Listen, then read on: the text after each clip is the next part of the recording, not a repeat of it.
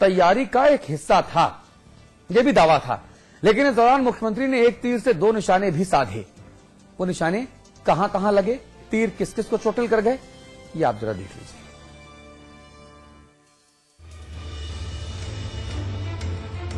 देवभूमि में इन दिनों पारा काफी चढ़ा हुआ है, लेकिन इस बार इस चढ़े हुए पारे की वजह गर्मी नहीं है, बल्कि सूबे की सियासी हलचल है।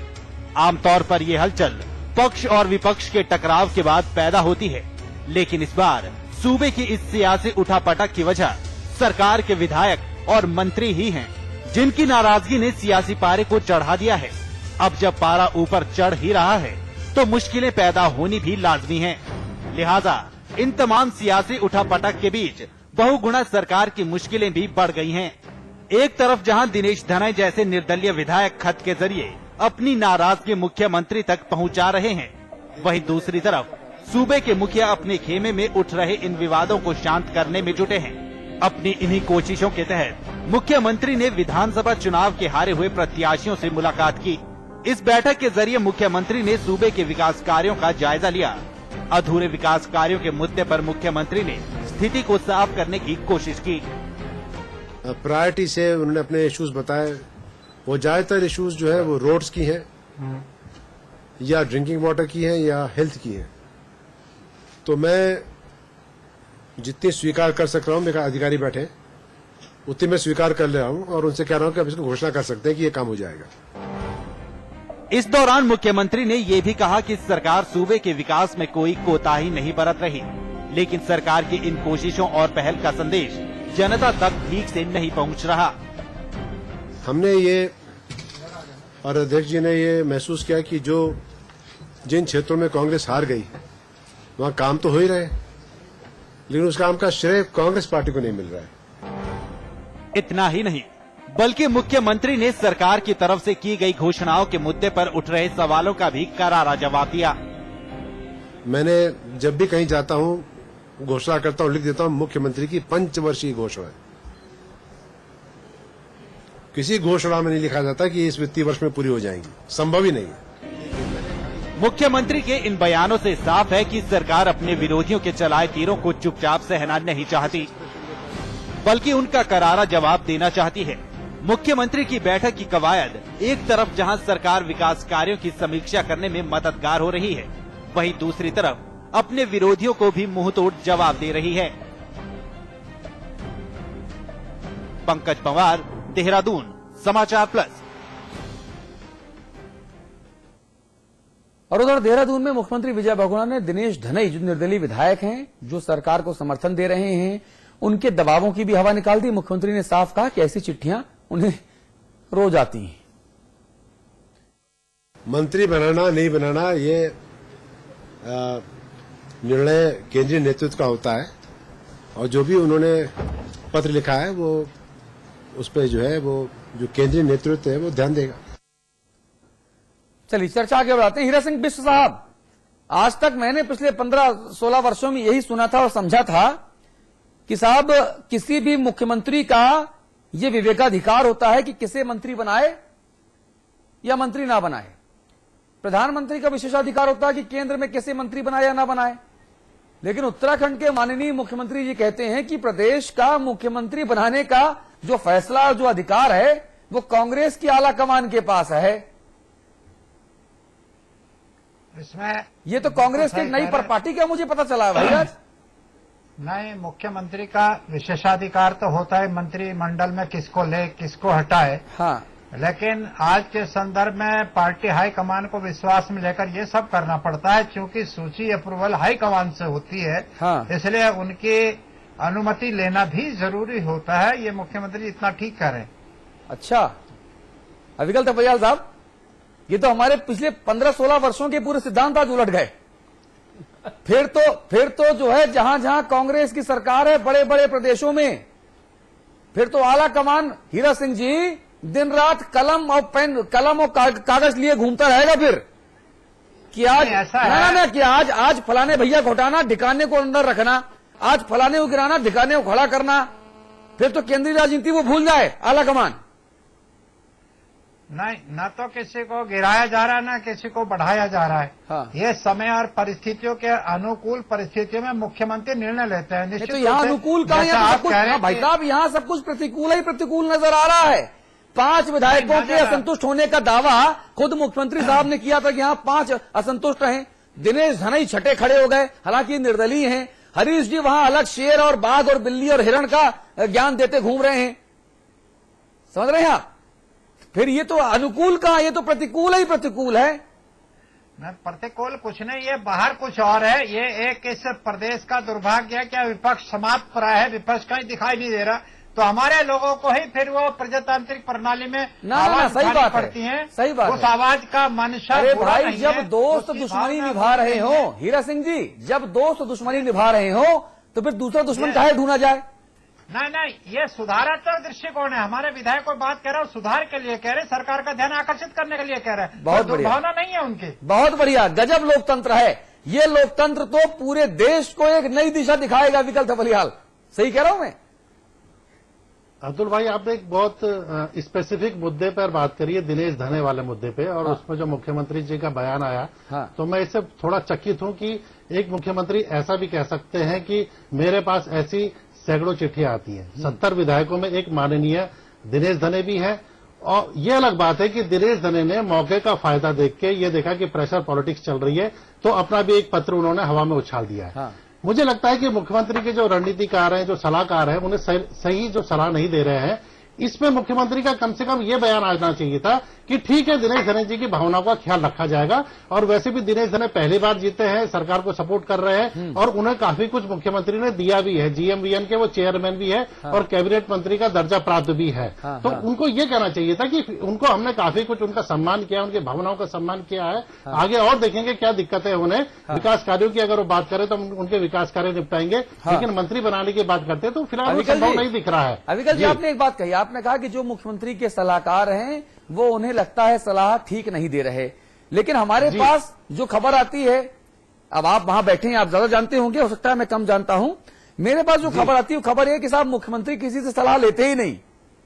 मुख्यमंत्री अपने मन से, अपने विवेक से, अपने एनालिसिस से और 10 जनपद से जो उन्हें ज्ञान मिलता है उसके आधार पर उत्तराखंड को रोशन करने में लगे हुए हैं।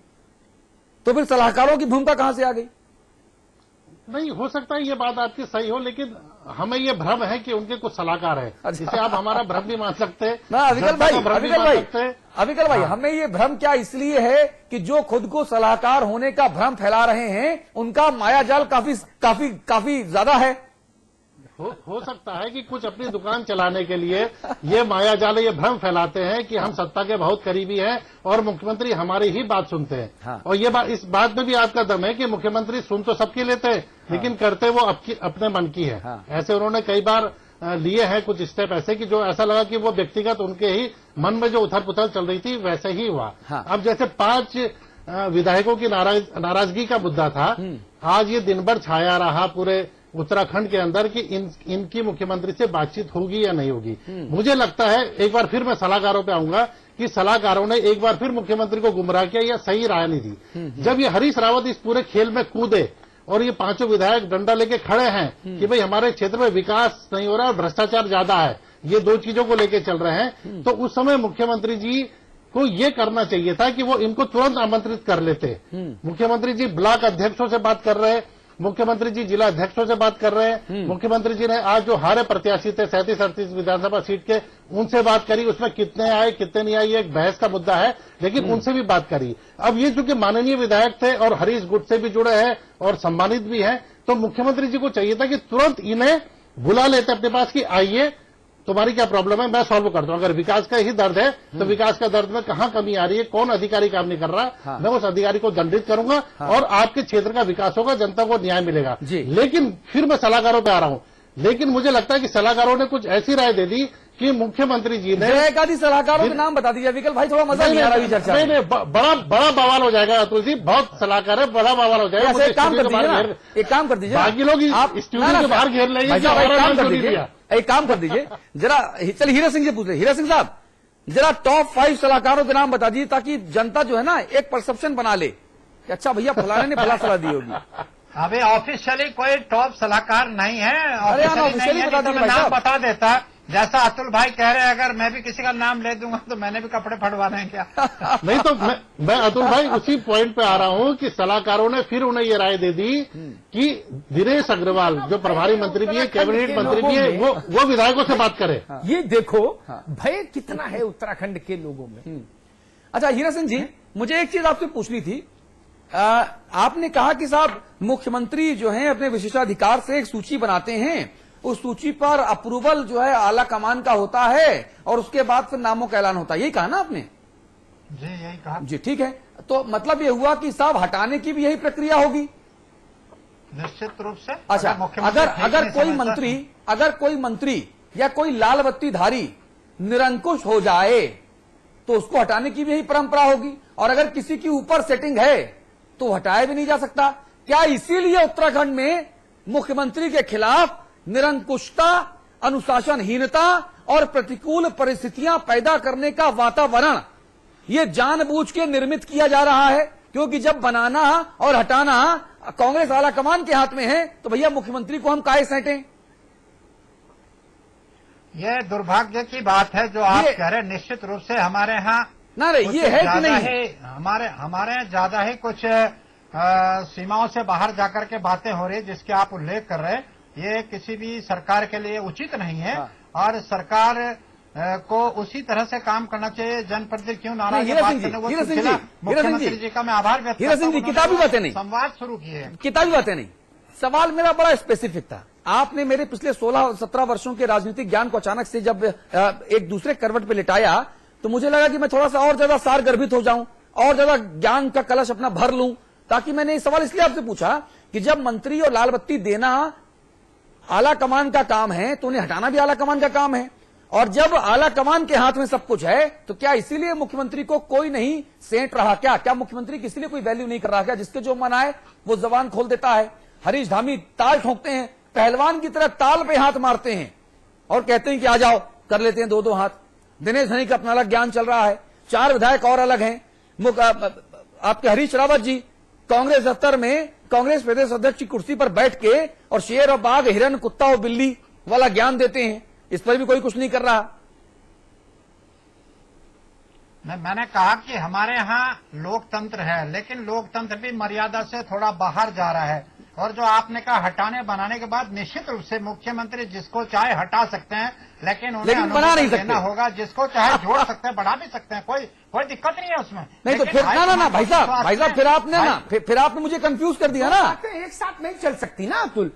एक तरफ हम ये कहें कि मुख्यमंत्री सिर्फ एक सलाह दे सकते हैं आला कमान को, अप्रूवल वहीं से आएगा। एडिशन और डिलीशन जो भी होगा आला कमान करेगा। तो उनका नाम फिर एडवाइजरी सीएम होना चाहिए। अगर ये स्थिति हो जाए कि जो सूबे में सरकार का चेहरा है, सरकार का मुखिया हो, उसके हाथ में ना तो पुरस्कार देने की हैसियत बचे और ना दंड देने की हैसियत बचे, तो उसको नमस्ते क्यों करे आदमी?